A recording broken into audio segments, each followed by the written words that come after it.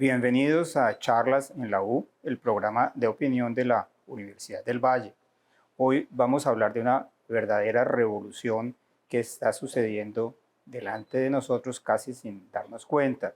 Se trata de la inteligencia artificial generativa.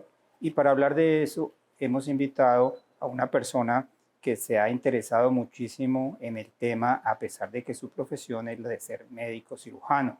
Se trata del doctor Héctor Raúl Echavarría, a quien le agradezco mucho que haya aceptado participar en este programa. Doctor Héctor Raúl Echavarría es un médico cirujano de la Universidad del Valle, especializado en enfermedades digestivas en la Universidad de Utah en Estados Unidos. Ha sido decano de la Facultad de Salud y presidente de la Asociación Colombiana de Facultades de Medicina. Ha sido un médico especializado, como lo dije, en enfermedades digestivas que ha trabajado durante muchos años tanto en la clínica Valle de Lili como en Imbanaco. Y yo quería empezar justamente a preguntarle al doctor Echavarría cómo usted como médico se interesó por el tema de la inteligencia artificial. Bueno, primero muchísimas gracias, Oscar, por la invitación. Muy honrado de participar en este programa tan acreditado. Y además es una oportunidad de compartir con la comunidad cambios que están sucediendo en la medicina y que van a ser muy importantes para la salud de todos, de los que hoy vivimos, de nuestros hijos, de nuestros nietos. Realmente la medicina se está transformando, hay una transformación radical. La medicina que la comunidad conoce lleva 200 años y a partir de este siglo empezó a transformarse. Parte de esa transformación es la inteligencia artificial. Sin ella no podremos hacer buena medicina. Hubo que aprender rudimentos, pero aquí estamos. En el tema de inteligencia artificial que lleva ya en realidad muchos años funcionando prácticamente, pues desde que se inventaron los computadores hace casi 70 años, eso era un mecanismo de inteligencia artificial que se llama inteligencia artificial analítica porque funciona alrededor de algoritmos, que es como establecer un grupo de pasos y de instrucciones para obtener una conclusión. La inteligencia artificial generativa es otra cosa muy distinta. ¿Por qué no nos explica usted cuál es esa diferencia que hay entre la tradicional inteligencia analítica de los computadores que tanto ha ayudado a tanta gente a través de los años a facilitar tu trabajo y esta inteligencia artificial generativa, que es donde está, digamos, la verdadera revolución en el conocimiento? Sí, realmente lo que hace la inteligencia artificial es que recibe una instrucción. Por ejemplo, se lee toda la literatura conocida y tiene una cantidad de conocimiento acumulado que lo usa para responder a una solicitud. Por ejemplo, si yo le digo a un programa de inteligencia artificial, ayúdeme con el diagnóstico diferencial de la tos, él me va a sacar una lista de enfermedades que dan tos. A él no le enseñaron a esa lista, a él le enseñaron mucha información y él es capaz de unirla y responder lo que yo quiero. Me genera una información que yo necesito. Y eso es con texto, pero también está pasando con video, con fotografía, con canciones.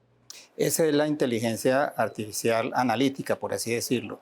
Ya la generativa, que compara patrones y genera conocimiento, es lo que ha producido avances enormes en medicina.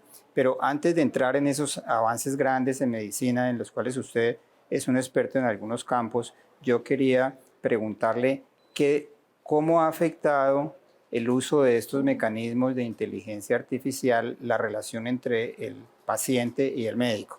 Bueno, esto está comenzando y lo que hay en el mundo son investigaciones en varios centros que están permitiendo entender las fortalezas de la inteligencia artificial, como un programa es capaz de ver en una radiografía unas alteraciones sutiles que el ojo del radiólogo no ve, pero el programa de inteligencia sí, y es capaz de decir, esta mamografía tiene una lesión sospechosa que puede terminar en un cáncer.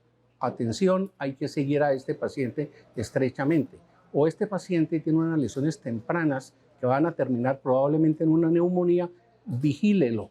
Y eso es antes de que el radiólogo lo mire, porque la inteligencia artificial trabaja con un fenómeno de caja negra donde no sabemos qué pasa dentro. son redes que se parecen a las de las neuronas y trabajan de una manera tal que no entendemos para generar una información que es útil para cuidar la salud. El principio básico del raciocinio humano es que uno tiene una serie de informaciones y de esas informaciones uno las asocia y saca una conclusión. Esa conclusión puede ser cierta o falsa y depende siempre de la información original que uno tenga. Eso mismo sucede con la inteligencia artificial en el sentido de que sus conclusiones dependen de la información que se le alimente y por lo tanto tienen las mismas posibilidades de equivocarse que tiene un médico cuando se equivoca en su diagnóstico. Así es, así es. Como estos programas son los primeros, todavía hay que perfeccionar muchísimo estos programas. Alguien dijo, probablemente cuando tengamos ChatGPT 40 o 50, tengamos un programa muy sólido que se equivoque poco. En este momento se equivoca, y a esas equivocaciones las llamamos alucinaciones. Una alucinación es un error y hay que ser precavidos, hay que estar alertas de estos errores. ¿En qué medida estos mecanismos de inteligencia artificial que se supone que son, digamos, el producto de una sociedad muy desarrollada tecnológicamente, se han aplicado en la práctica, en el ejercicio normal o corriente de la medicina en Colombia? Bueno, en el mundo esto está comenzando. De modo que no solamente en Colombia hay pocos desarrollos, sino que los hay en el mundo. Hay unos sitios de frontera donde se están haciendo algoritmos de inteligencia artificial que permiten investigar problemas específicos. Por ejemplo, en este momento en Imbanaco se están con unos profesores de ingeniería de la Universidad del Valle y estudiantes de ingeniería, más el grupo de cuidado intensivo, se está haciendo un estudio para detectar precozmente neumonías en pacientes de cuidado intensivo a los que se les toma radiografías del tórax casi todos los días. Y lo que se quiere es diagnosticarlo mucho antes de que el ojo del radiólogo pueda hacerlo para hacer tratamientos precoces.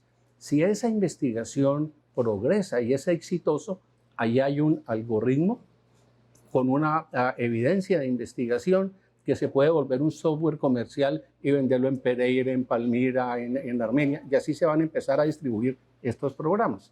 Ahora, hay unos algoritmos más complejos que Google, por ejemplo, en febrero pasado, este febrero, acaba de sacar una investigación publicada en una revista médica importante que habla de un algoritmo que funciona como un médico, que es capaz de entender las quejas del paciente, de interpretar su historia clínica previa, la de su familia, los estudios de genes si están hechos, los estudios de laboratorio, las radiografías, etcétera, todo para manejarlo integralmente. Porque hasta ahora los programas son específicos para un punto específico. He oído que una de las principales ventajas, por así decirlo, de la aplicación de mecanismos de inteligencia artificial generativa en el consultorio es el hecho de reducir drásticamente el trabajo burocrático del médico. Inclusive vi alguna estadística de que algo así de que semanalmente un médico se gasta 20 horas de su trabajo a la semana en papeleo. Ese procedimiento de, digamos, que la conversación médico-paciente se vuelva de una vez un reporte escrito y que más o menos de allí se desprenda un diagnóstico, ¿usted le parece que ese es un avance importante y está de acuerdo en que eso disminuye de modo importante el papeleo? Absolutamente, te veo muy bien informado, Oscar. Sí, hay estudios que muestran que todo el tiempo que dedica el médico a la atención hospitalaria o a la atención de consultorio de pacientes, apenas el 30% se dedica al paciente, todo lo demás son procesos administrativos y es una subutilización de un recurso humano que costó mucho entrenarlo. En este momento la Universidad de Kansas está probando con 2.000 de sus médicos un software en asociación con una empresa de producción de software de inteligencia artificial, un software que mientras el médico y el paciente hablan, el software hace la historia clínica y elabora las órdenes para exámenes de laboratorio, para radiografías, para cualquier otro procedimiento, sin que exista un teclado. A eso se lo ha llamado la liberación del teclado. Entonces, el médico, en vez de estar mirando un computador y tecleando, está mirándole la cara al paciente, está escuchándolo atentamente y el trabajo lo hace el software. creemos que eso va a rescatar muchísimo la relación humana médico-paciente. Justamente hablando de la relación humana médico-paciente, una de las críticas grandes que hay sobre el ejercicio actual de la medicina es que como es tan especializado, la posibilidad de relación entre el médico y el paciente se aleja enormemente porque solamente lo tratan para una cosa muy específica y digamos la figura antigua del médico familiar ha venido desapareciendo. Este desarrollo tecnológico que más o menos le entrega a una máquina muchas de las funciones analíticas que antes hacía el médico, ¿aleja o acerca al médico del paciente? Pues esperemos que lo acerque. Es que el problema es muy sencillo. El conocimiento médico hoy es tan extenso que no cabe en la mente de ningún ser humano. Cuando se estudió esto en el 2020, se encontró que el conocimiento médico se duplica cada 73 días.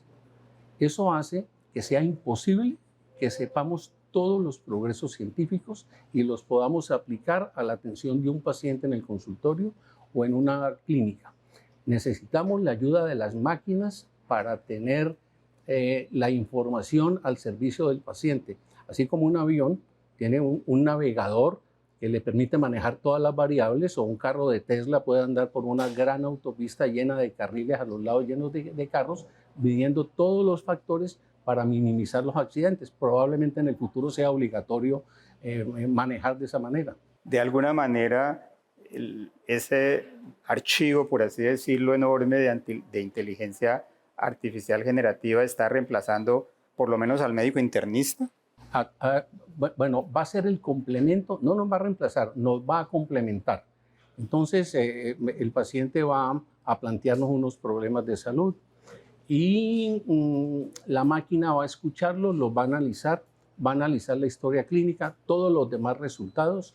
Esperamos que en algún momento estén disponibles los genes de cada persona en ese análisis y le va a hacer al médico un diagnóstico diferencial, que el médico va a evaluar y que puede atender o puede salirse de la recomendación. Y le va a explicar al paciente, va a ser la interfase entre la máquina y el paciente, le va a explicar al paciente de qué se trata, se lo va a poner en un lenguaje que se pueda comprender, le va a analizar los riesgos, de modo que va a ser un muy buen complemento. Incluso se espera que los pacientes tengan al alcance de su mano, en la casa o en un celular, una aplicación que es como su consultor médico personal, que va a tener toda la información del paciente. El paciente le puede dar preguntas y cuando sea necesario, entonces se va donde el médico y le muestra lo que opinó su consejero en salud. Estamos grabando este programa en la mediateca de la Biblioteca Mario Carvajal de la Universidad del Valle, que es la principal biblioteca del suroccidente colombiano. Como ustedes pueden ver, detrás de nosotros hay una enorme cantidad de muchachos y de computadores que están haciendo sus consultas. Menciono esto porque hablamos de centros de desarrollo tecnológicos importantes y de centros clínicos importantes. Estos desarrollos están en Colombia absolutamente concentrados en las grandes ciudades, no tiene, digamos, la gente de las provincias más alejadas la oportunidad de acceder a ellos.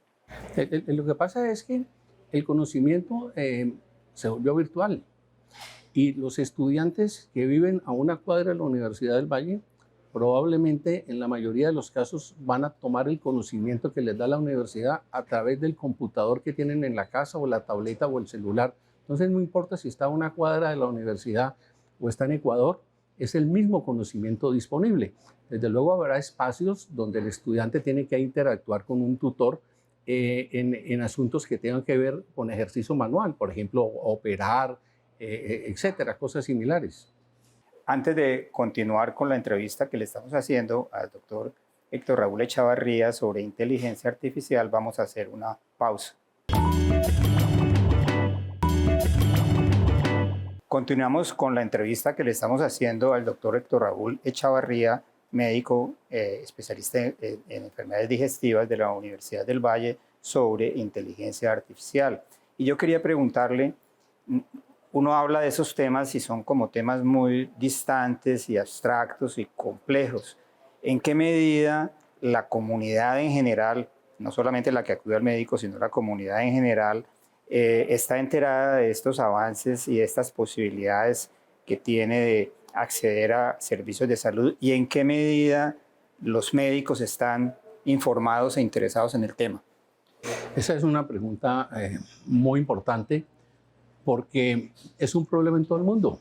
En general, la comunidad no conoce estos avances. Sabe en general de lo de inteligencia artificial, sabe lo de los carros Tesla. Hay algunas generalidades, pero que sirva para utilizar en la atención médica, que en los próximos años sea absolutamente indispensable tener un computador con inteligencia artificial para que el paciente sea bien atendido en la enfermedad y para que su salud sea bien cuidada, para que se enferme menos. Y lo que saben los médicos y la comunidad de lo que se llama la medicina de genes, que es la nueva medicina, es muy poco. Y no solamente no lo saben, sino que cuesta trabajo que entiendan la importancia de esto y empiecen a entrar en un mundo que es completamente nuevo para ellos, que los saca de su situación de comodidad profesional. Allí va a ser muy importante formar las nuevas generaciones. Ahí está el futuro de esos médicos que manejan todos estos conocimientos nuevos. La revista Time publicó hace muy poco un informe muy completo sobre los avances de la inteligencia artificial generativa y le dedicó un capítulo a la salud, que entre otras cosas es uno de los campos donde más se nota la importancia de estos avances. Allí mencionaban un estudio o un programa que tiene la Clínica Mayo, que es una de las grandes clínicas norteamericanas, donde juntaron 10 millones de historias clínicas con toda la información posible sobre enfermedades que usted mismo dice que se duplican cada 72 días. Conocimiento que se duplica. Conocimiento que se duplica cada 72 días. Y entonces el programa de inteligencia artificial generativa cruza esos patrones, de modo que cuando alguien va donde el médico y le duele algo o hace una lista de sus síntomas, los contrastan tanto con la historia de pacientes que tienen esos síntomas similares como con las historias que hay de avances en las enfermedades que puede tener ese paciente. ¿Usted cree que eso lleva casi unos límites de infalibilidad sobre el diagnóstico final? Pues digamos que... O sea, para ponérselo en otros términos más familiares, que el ojo clínico está como pasando de moda. Lo que pasa es que hoy el ojo clínico debe tener una evidencia. Cuando un médico dice, ¿tenés reflujo?, las probabilidades de error son del 50%. Yo voy donde el médico y digo, doctor, tengo agrietas y acidez. Y él me dice, ¿tenés reflujo? De 100 personas, 50 tiene y 50 no tiene. De modo que el ojo clínico, hay que cogerle dobladillo al ojo clínico, porque hay un margen de error importante.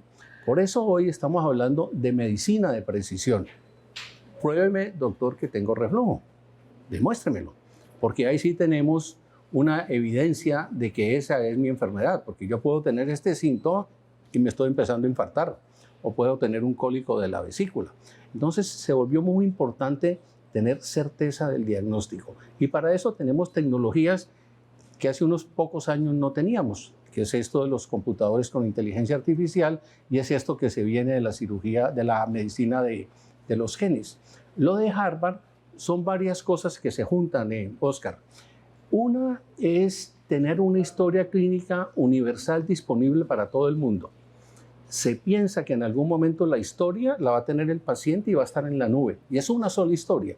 Y el paciente autoriza el médico o la clínica para llegar a esa historia, mirarla o a la aplicación de inteligencia artificial del médico para entrar a la historia, tomar los datos, analizarlos, escribir en la historia, que quien escribe ya no es el médico con el teclado, sino la aplicación de inteligencia artificial.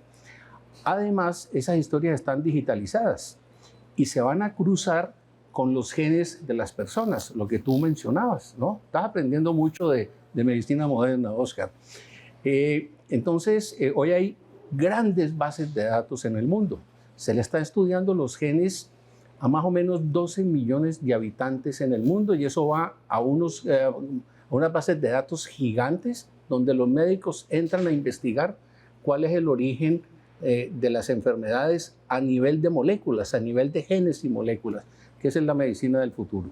La Facultad de Salud de la Universidad del Valle, que antes era Facultad de Medicina y ahora es Facultad de Salud y engloba pues todas las áreas de la salud, siempre ha estado como en la frontera del conocimiento y ha sido una facultad líder en el tema de salud en Colombia.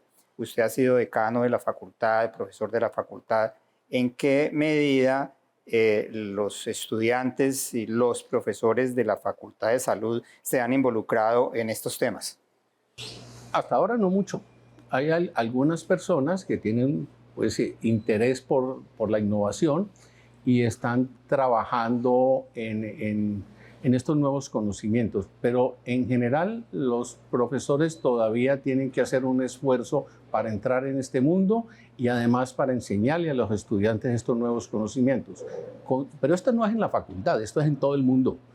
Esto es en todo el mundo. Yo conozco un médico en la Universidad de Texas que cuando me oye hablar de estos temas se queda aterrado y me dice, en mi universidad esto ni se oye mencionar. De modo que estamos hablando de un fenómeno universal porque esto es un cambio abrupto. Lo que sí está haciendo la facultad es ser consciente de los cambios, ser consciente de que están empezando los cambios, pero hay que rápidamente adecuarse al futuro.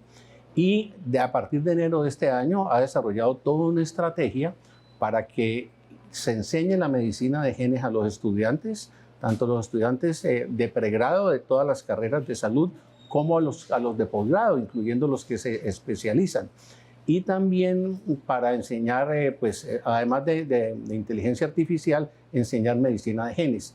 Y en esta interacción entre estudiantes aprendiendo y sus profesores, digamos, del conocimiento tradicional, pues en unos pocos años se va a homogenizar todo ese conocimiento.